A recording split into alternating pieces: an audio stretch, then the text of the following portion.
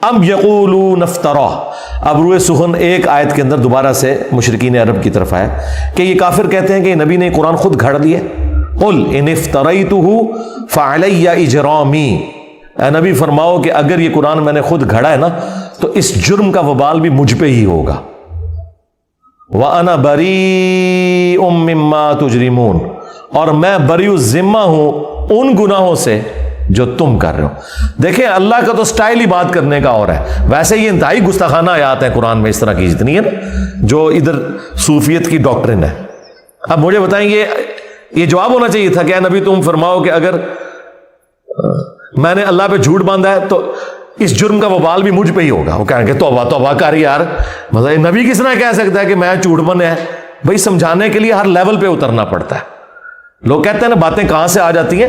جب گمراہیاں آتی ہیں تو باتیں آتی ہیں. جب تم کہو گے نا کہ بابے نے سمندر روکا ہوا ہے تو اللہ تعالیٰ اپنے کسی بندے کے دماغ میں ڈالے گا کہ کوئی بڑے سے بڑا انسان ہو اپنا پیشاب بھی نہیں روک سکتا. کیونکہ یہ سمندر روکنے والی بات جب آئے گی تو یہ بات آئے گی.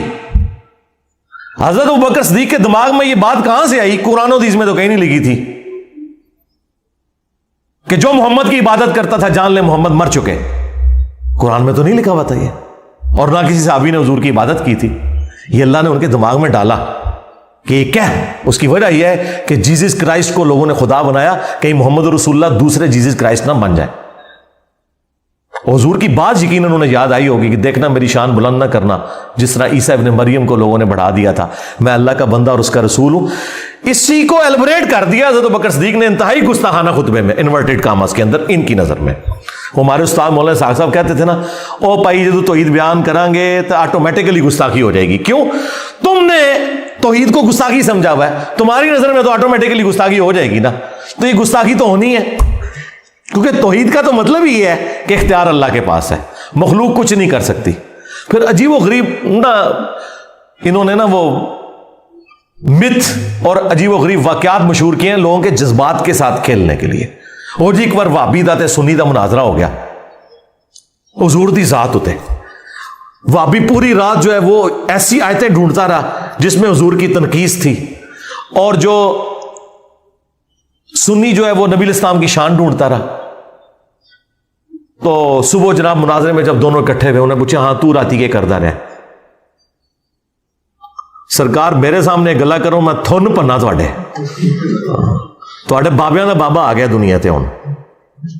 ٹھیک ہے میں انہوں دساں کہ میں ابوبکر صدیق دا خطبہ ڈھونڈتا رہا تے منو پتہ لگے کہ میں ابوبکر آر نبی نو مننا وا یا ابو جہل آر مننا. تو دس ابو جہل تو کینوں ڈھونڈتا رہا قرآن چو کے کڈدا رہا؟ اور نبی کی شانیں جو تم قرآن سے نکال رہے ہو ان شانوں سے کس کو انکار ہے؟ کیا نبی کی شان کا مطلب یہ ہے کہ نبی خدا کا بیٹا بن جائے گا؟ عیسیٰ ابن مریم جیسی شان قرآن میں کسی کی نہیں آئی ہے, کسی پیغمبر کی نہیں. لیکن اللہ نے کہا کہ اگر اللہ ارادہ کرے عیسیٰ کو, ان کی ماں کو, سب کو ہلاک کر دے, اللہ کا کوئی کیا بگاڑ لے گا؟ عیسیٰ اور ان کی ماں روٹی کھانے کے محتاج تھے, وہ نہ تو کسی کے نفع کے مالک تھے نہ کسی کے نقصان کے.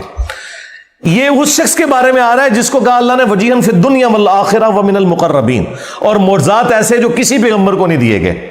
مردوں کو زندہ کرنا اللہ کے اذن سے, مٹی کی مورت بنا کے پھونک مارنا اور اس کا پرندہ بن جانا, یہ معجزہ کسی پیغمبر کو نہیں دیا گیا, کسی پیغمبر کو. لیکن سینٹرڈ کر کے انہی کو اللہ تعالیٰ نے سامنے رکھا کہ یہ فرق ہے بھائی انبیاء میں اور خدا میں. پھر اسی طریقے سے چیزیں بیان ہوتی ہیں. وہ جی پھر مناظرے سے پہلے جب پوچھا تو وابی نے کہا ہاں جی میں تو یہی آیتاں لبدا رہا. تو انہوں نے کہا بس دیکھ لے کون نبی دی شان ڈھونڈتا ہے تو کون تنقیص ڈھونڈتا ہے. اگر کسی کا یہ عقیدہ ہے کہ توحید بیان کرنے سے نبی کی تنقیص ہوتی ہے تو یہ بلیم وہ کسے دے رہا ہے؟ اللہ کو. انہوں نے انبیاء کو منی گاڈ مانا ہوا ہے اور اولیاء کو منی رسول مانا ہوا ہے. یہ میرا ایک جملہ ہزاروں کتابوں پہ بھاری ہے. یعنی آپ ہزاروں گمراہیاں ایک کتاب میں جمع کریں نا اور آپ اس کی وجہ پوچھیں نا تو یہ ہے کہ یہ نبیوں کو منی گاڈ مانتے ہیں اور اولیاء کو منی رسول مانتے ہیں. بس یہ وہ فرق ماننے کے لیے تیار ہی نہیں ہے چونکہ قرآن تو پڑھا ہی نہیں ہے. اب ان ساری باتوں کے ہوتے ہوئے مجھے تو صبح شام ان کے اوپر قنوت نازلہ پڑھنی چاہیے, لیکن میں سمپل کہتا ہوں کہ مرنے سے پہلے اے مسلمان کر لے اس پہ غور.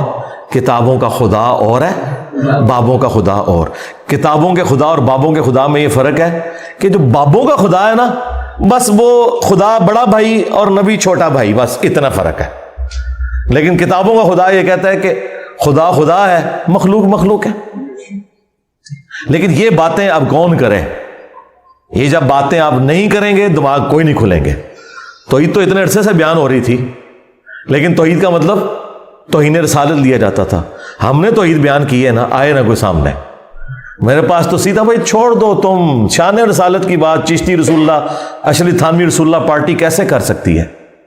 کبھی نہیں کر سکتی.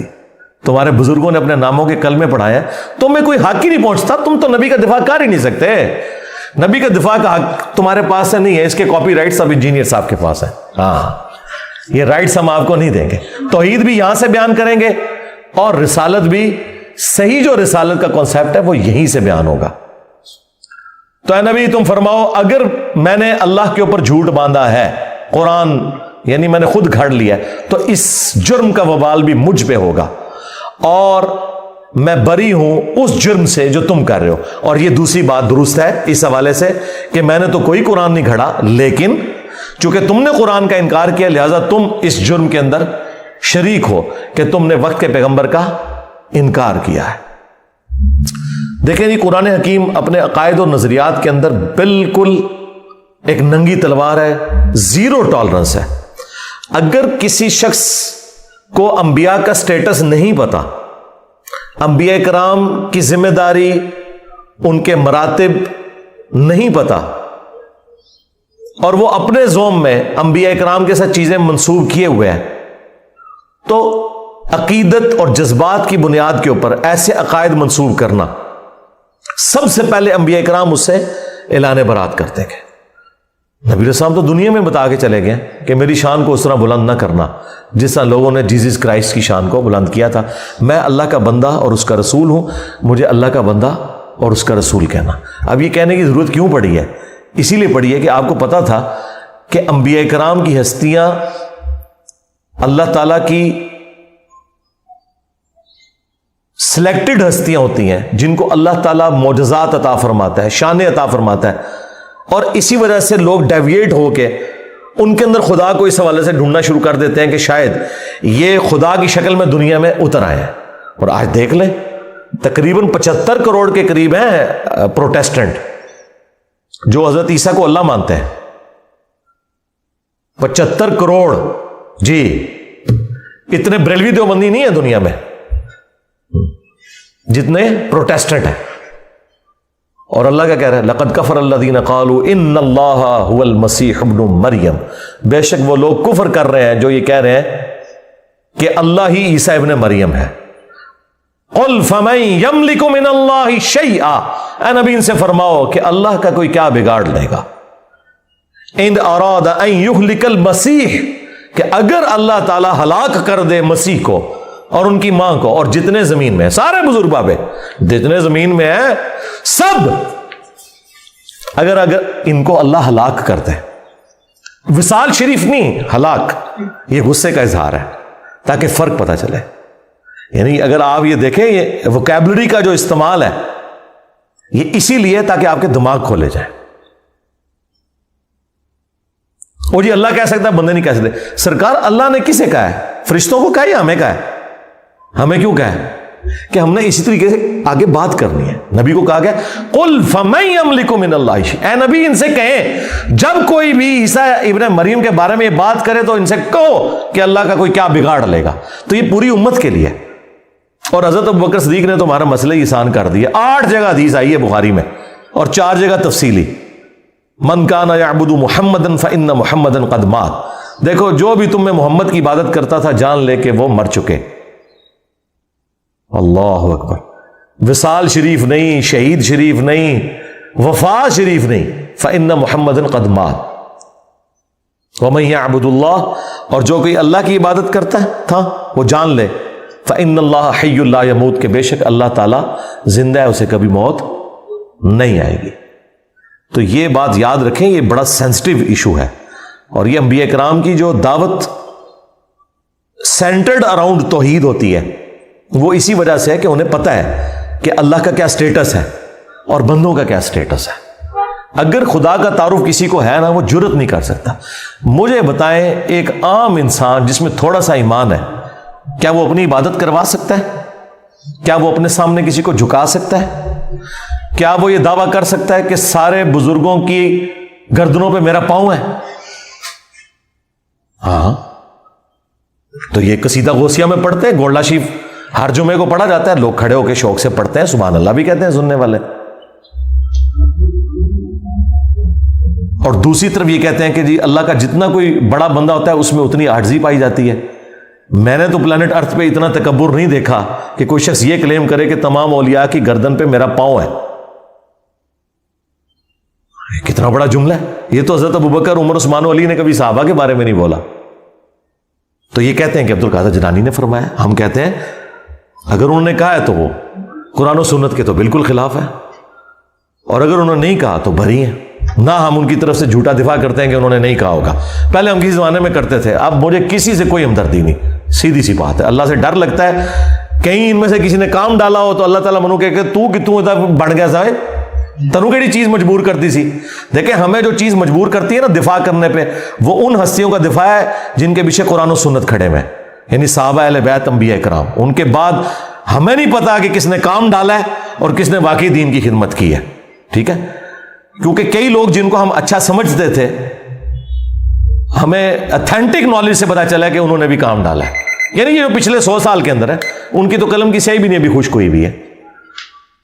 تو بات یہ کہ اللہ سے ڈر جائیں, قرآن و سنت پہ آ جائیں. وہ غامدی صاحب سے کسی نے پوچھا نا کہ جی وہ قرآن میں تو لکھا ہے تو وہ فلاں بزرگ یہ کہہ گئے. انہوں نے کہا جی اللہ تعالیٰ مجھ سے یہ نہیں پوچھے گا کہ فلاں بزرگ یہ کہہ کے گئے تھے تو نے کیوں نہیں مانا. اللہ مجھ سے یہ پوچھے گا کہ قرآن میں یہ لکھا ہوا تھا, جو قرآن تیرے پاس آیا تھا تو نے اس کو مانا تھا کہ نہیں. اب مجھے بتائیں میرے پاس قرآن آیا تو میں یہ کہوں گا کہ فلاں نے یہ کہا ہوا ہے, میں تو اس کا پابند ہوں. جب اللہ میرے پاس آیا ہوا ہے, قرآن آنے کا مطلب ہے اللہ آ گیا, سنت آنے کا مطلب یہ ہے کہ نبی علیہ السلام خود آئے ہیں میرے پاس. ان کے ہوتے ہوئے میں نے کسی بزرگ کے قول کے ساتھ مجھے کوئی ہمدردی ہے یا میں نے مطلب ان کی بزرگی بچانے کی خاطر ان کے باطل عقائد و نظریات کا کوئی دفاع کرنا ہے؟ نہیں.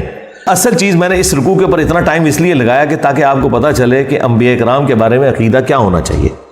سورۃ الانبیاء پڑھیں, بندہ حیران ہو جاتا ہے. وہ سورت کا نام ہے انبیاء. عام بندوں سے پوچھیں جنہوں نے نہیں پڑھی وہ کہیں گے جو نبیوں کی شانہ بیان ہوئی ہیں.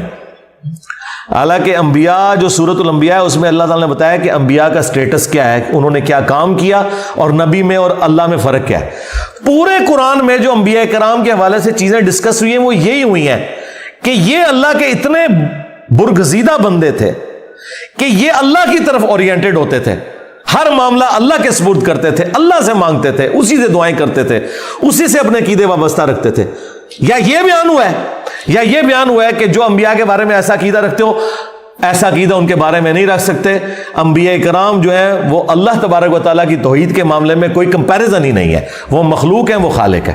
یہ دو چیزیں بیان ہوئی ہیں. اس لیے میں نے پچھلے دنوں ایک تفصیلی ویڈیو ریکارڈ کروا دی ہے, شیطانی توحید, شیطانی بابوں کا فتنہ. یہ شیطانی توحید ہے جس میں آپ انبیاء کرام کو, اولیاء کو اللہ کے مقابلے پر لے آتے ہیں. اور رحمانی توحید یہ ہے کہ انبیاء اور اولیاء بھی اللہ سے مانگتے تھے, تم نے بھی اللہ ہی سے مانگنا ہے.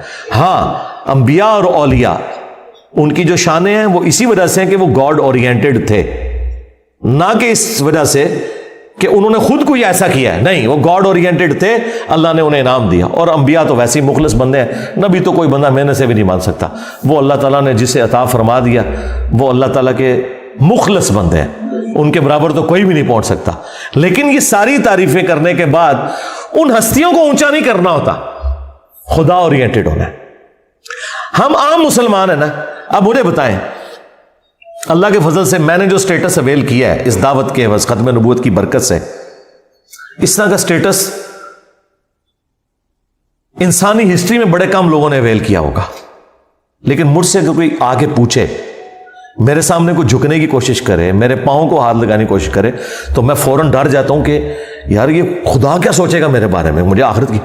اب مجھے بتائیں یہ جو بابے اپنا چٹواتے رہے ہیں, یہ پاؤں والا سلسلہ اور جو کچھ یہ کرواتے رہے ہیں, ان کو تو پھر خوف خدا بھی کوئی نہیں تھا. وہ ڈاکٹر ذاکر نائک کہہ رہے ہیں میں ایئرپورٹ پہ اترا نا تو ایک عورت کوئی پروفیسر تھی, بوڑھی خاتون, تو اس نے مجھے پہچان لیا اور ہندو تھی. وہ دوڑتی ہوئی آئی اور میرے گھٹنوں کو ہاتھ لگا کہتی آپ تو بھگوان ہیں. تو کہتی میں نے کہا استغفر اللہ توبہ توبہ. میں کہا ایتھے کو بابا ہوگا نا صوفی انہیں گلے بھی لا لینا سی زنانی نو. ہاں یہ مواحد کا ہی حوصلہ ہے کہ اسے کو اونچا کرے اور کہ بھائی نہ نہ نہ پیچھے. اور یہ کتنی مزیدار یوں دستانے پہن کے چمواتے رہتے ہیں ہاتھ, گھنٹوں بیٹھے رہتے ہیں, نذرانے بٹورتے رہتے ہیں.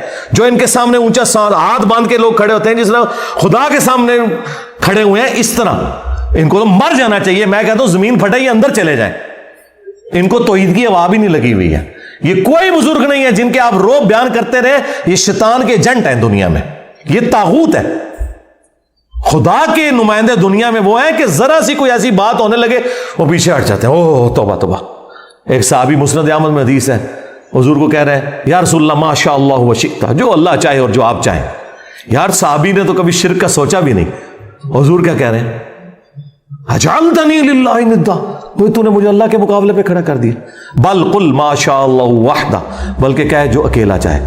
اس کے اوپر نبی علیہ السلام کو جواب بڑے اچھے طریقے سے دیا جا سکتا تھا. آج کا اگر کوئی بریلوی ہوتا کہ یا رسول اللہ آپ اللہ کے بندے, وہ اللہ, میرا کہنے کا مطلب یہی تھا کہ جو اللہ چاہے اس کے بعد جو آپ چاہیں, کوئی دوسری بات ہی نہیں بھائی. حضور کو پتا تھا, کیونکہ نبی علیہ السلام کو اللہ کا خوف تھا. جسے اللہ کا خوف ہوتا ہے نا, جو گاڈ اورینٹڈ ہوتا ہے, اس سے پتہ ہی معاملہ کتنا سینسٹیو ہے. اللہ تعالیٰ کس قسم کی توحید چاہتا ہے اپنے بندوں سے. جن لوگوں کو توحید کا تعارف نہیں ہے نا, وہ آپ کو یہ سارے کرتب کرتے ہوئے نظر آئیں گے اور اتنے بڑے بڑے دعوے کرتے ہوئے نظر آئیں گے. دعویٰ جس نے کر دیا نا کہ میں کر لواں گا, ٹھیک ہے, ہاں یہ آپ دعویٰ کر سکتے ہیں کہ انشاءاللہ میری اتنی پریکٹس ہے کہ میں سینچری مار لوں گا, یہ آپ کر سکتے ہیں. خدا سے متعلق کوئی دعویٰ کہ آخرت کسی کی آپ سنوار سکتے ہیں, یہ دعویٰ کرنا شرک ہے. ہاں دنیا میں آپ دعویٰ کر سکتے ہیں, کوئی بھی بندہ کہہ سکتا ہے کہ میں نے اتنی محنت کی ہے کہ میں پرائم منسٹر بن جاؤں گا, تیرا حق ہے تو کہہ. لیکن تو خدا سے متعلق چیز کوئی بیان کرتا ہے کہ میں مریض جنت میں لے جاؤں گا, توبہ توبہ توبہ, ڈر جا, تجھے تو اپنی آخرت نہیں پتا تیرے ساتھ کیا ہونے والا ہے. تو یہ دعوے صرف وہ لوگ کرتے ہیں یا وہ شیطان کے ایجنٹ ہیں دنیا میں, یا جاہل مطلق ہیں, پاگل, مینٹل, مجنون, کلندر, جو مرضی بھی لفظ کر دو, ورنہ جس میں تھوڑی سی عقل ہے وہ اللہ سے ڈرتا ہے, وہ کبھی سوچ بھی نہیں سکتا. سورۃ الاعراف کی آیت نمبر 188, جو میں کہتا ہوں قرآن کی سب سے سخت آیت ہے عقیدہ توحید کے حوالے سے. اور یہ آیت اگر آپ چوک میں اعلیٰ حضرت کا ترجمہ پڑھ کے بھی سنا دینا تو آپ کے اوپر 295 سی انہوں نے لگا دینی ہے. قُلْ لَا أَمْلِكُ لِنَفْسِي نَفْعًا وَلَا ضَرًّا, وہی بات اے نبی تم خود فرما دو اپنی مبارک زبان سے کہ میں تو اپنی جان کے لیے بھی کسی نفع و نقصان کا مالک نہیں ہوں, باقی تو شاید چھڑ دو.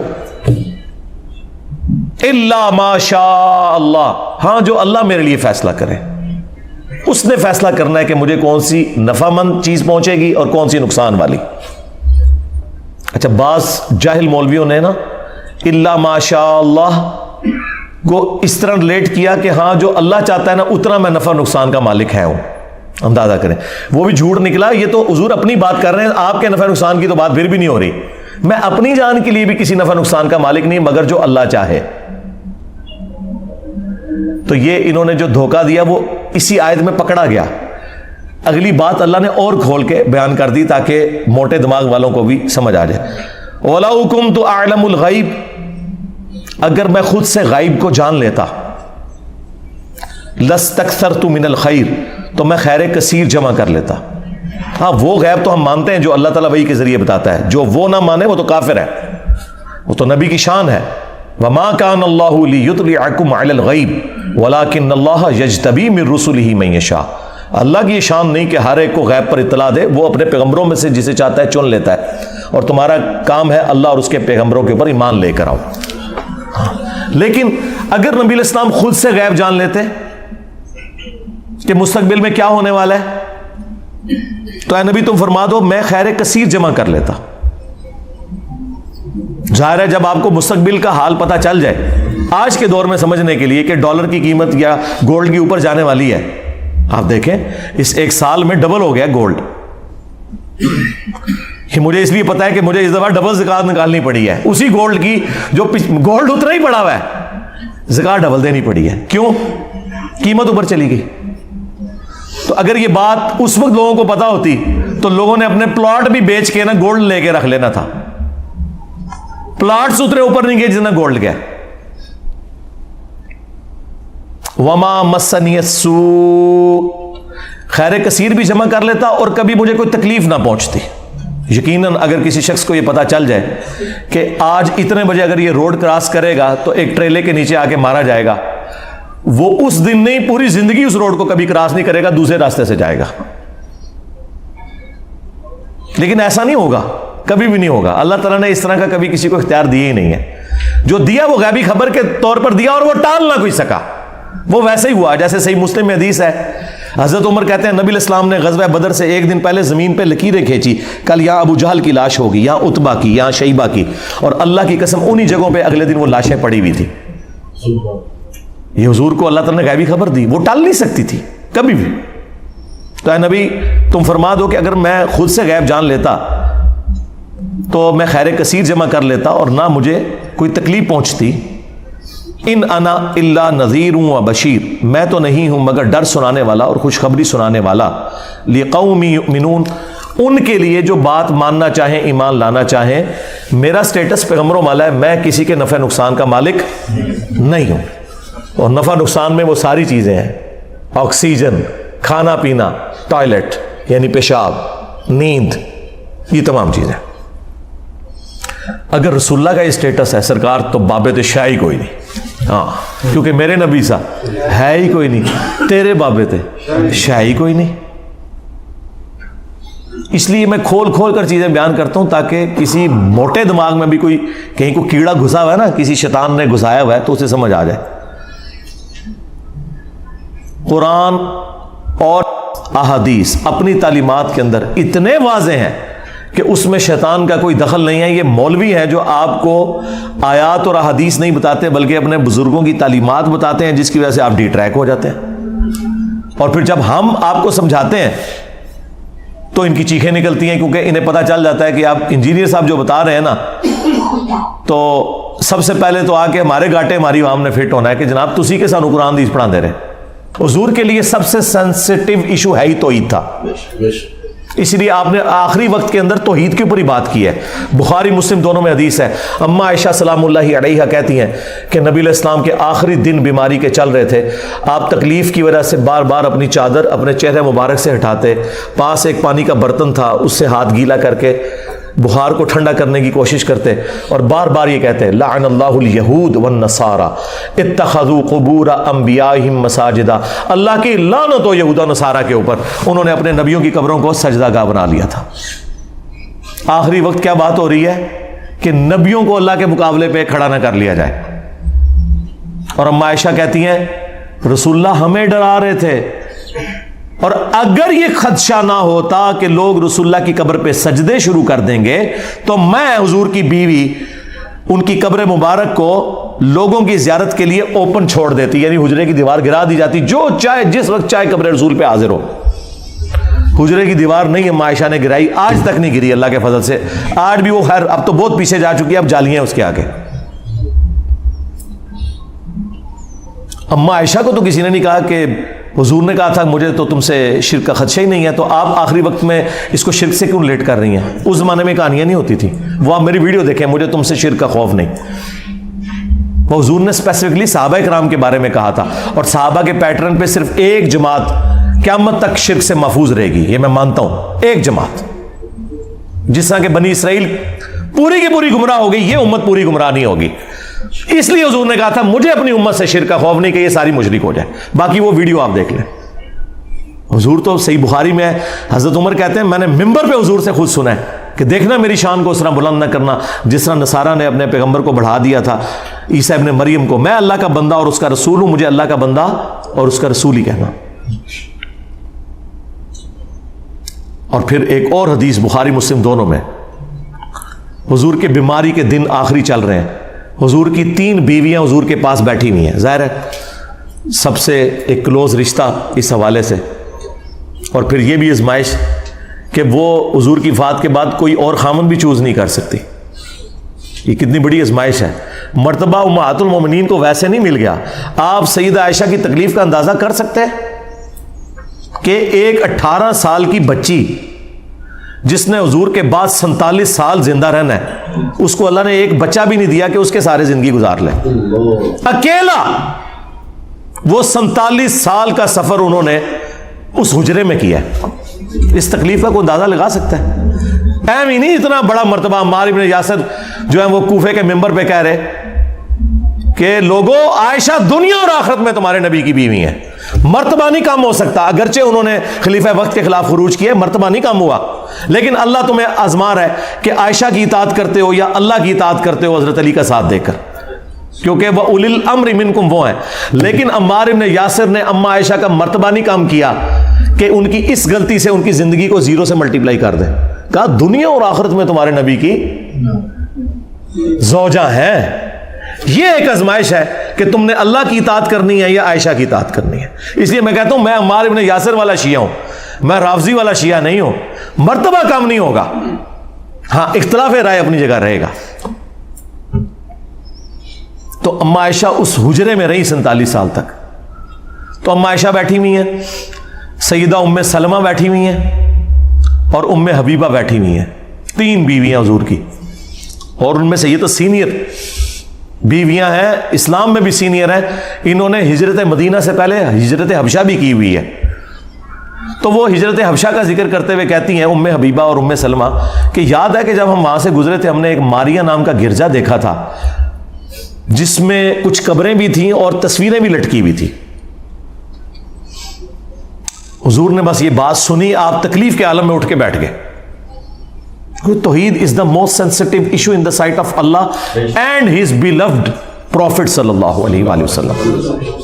کہا یہی تو ان میں خرابی تھی، جب ان کا کوئی نیک بندہ یا پیغمبر فوت ہو جاتا تھا اس کی قبر کے اوپر سجدے شروع کر دیتے تھے، تصویریں لٹکا لیتے تھے. قیامت کے دن یہ بدترین مخلوق بنا کر اٹھائے جائیں گے. اللہ اکبر. اور حضور نے پہلے ہی ڈرا دیا کہ یہ کام تم نے نہیں کرنا. اور مسلم شریف میں حدیث ہے، جندب رضی اللہ تعالیٰ عنہ کہتے ہیں حضور نے اپنی وفات سے 5 دن پہلے یہ بات کہی اور میں نے خود سنی کہ دیکھنا اگلے لوگوں میں جب ان کا کوئی پیغمبر یا نیک آدمی فوت ہو جاتا تھا وہ اس کی قبر پہ سجدے شروع کر دیتے تھے. تم نے یہ کام نہیں کرنا میرے ساتھ. میں کہتا ہوں کس لیول پہ اتر کے آپ کے پیغمبر نے آپ کو سمجھایا ہے. حریص علیکم بالمؤمنین رؤوف الرحیم. یار کون ہوگا جو اتنا آپ کی آخرت کے ساتھ محبت کرے گا بجز ہمارے پروفٹ کے صلی اللہ علیہ وآلہ وسلم. مسند احمد کی حدیث ہے، نبی علیہ السلام نے فرمایا اللہم لا تجعل قبری وثنا یعبد. اے اللہ میری قبر کو وہ بت نہ بنا دینا کہ لوگ اس کی پرستش شروع کرتے ہیں. اپنی قبر کو بت کہہ دیا. وہ قبر جو ہمیں ہمارے ماں باپ اولاد سب لوگوں سے بڑھ کر عزیز ہے، جس قبر کی حاضری اس پلانٹ ارتھ کی سب سے بڑی نفلی عبادت ہے، اس قبر کو بھی کہہ دیا کہ یہ بت ہوگا اگر اللہ کے مقابلے پر اس پہ بھی سجدے شروع ہو جائیں گے. اور تواڈے بابے دے مزار تے شاہی کوئی نہیں، لے جاؤ تم بابے اپنے. جس قبر کی عظمت تھی اس کا سٹیٹس کلیئر کر دیا ہے، اللہ میری قبر کو بت نہ بننے دینا کہ لوگ پوجا کریں. نبی کا تو کوئی قصور نہیں، لیکن حضور خود اپنی قبر کے بارے میں کہہ رہے ہیں کہ اسے بت نہ بنانا. ابو داؤد میں حدیث ہے میری قبر پہ میلہ نہ لگانا. تم دنیا کے کسی بھی حصے میں درود پڑھو گے اللہ تمہارا درود مجھ تک پہنچا دے گا. اللہم صلی علی محمد وعلی آل محمد. درود کے لیے بھی میلہ نہیں لگانا، تمہارا درود میرے تک پہنچ جائے گا. سلام عرض کرو اور نکل جاؤ آگے، میلہ نہ لگانا. وہ 4 کتابوں میں الموطا امام مالک میں، فضل الصلاۃ علی النبی میں، المصنف ابن ابی شیبہ اور سنن کبریٰ البیہقی میں کہ عبداللہ بن عمر جب بھی مدینہ شریف سے نکلتے سفر کے لیے یا واپس آتے ان کی روٹین تھی کہ مسجد نبوی میں 2 نفل پڑھتے، قبر رسول پر آ کر عرض کرتے السلام علیکہ یا رسول اللہ. پھر حضرت ابو بکر کی قبر پر السلام علیکہ یا ابا بکر، اور پھر حضرت عمر کی قبر پہ السلام علیکہ یا عمر. ایک روایت میں یا ابتہ، اے میرے باپ آپ پر سلام ہو. وہ اپنی جگہ ٹھیک ہے، اس قبر جیسا تو ہے ہی کوئی نہیں. اس کی بنیاد پہ آپ نے اپنے بزرگ بابوں کے جو مزار کلیم کیے میں نا یہ سب فراڈ ہے. باقی مزارات، گنبد خضرا یہ ایک الگ سے ایک سینسٹیو ٹاپک ہے، اس پہ میری الگ سے ویڈیوز ریکارڈ ہے، وہ پھر مجھے 2 گھنٹے اور لگ جائیں گے. اس کے لیے آپ میری ویڈیوز دیکھیں. میں نے ایک ایک مقدمہ جو ہے وہ توحید کے حوالے سے کلیئر کیا. سبحانک اللہم و بحمدک اشہد ان لا الہ الا انت استغفرک و اتوب الیک وما علینا الا البلاغ المبین. جزاکم اللہ خیرا.